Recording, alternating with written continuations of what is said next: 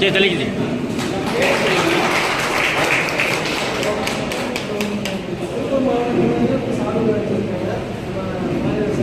கேட்கல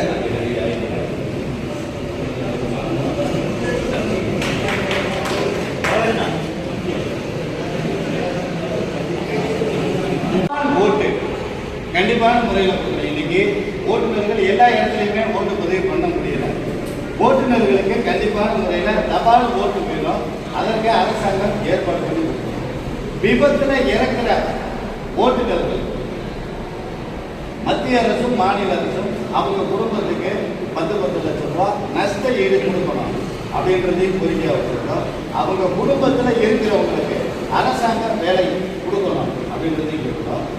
இப்போ விபத்து நடந்துச்சு அப்படின்னா ஓட்டுநரை இன்னைக்கு பொதுமக்கள் தாக்கி அதில் ஏகப்பட்ட ஓட்டுநர்கள் இறக்குறவங்க இருக்காங்க.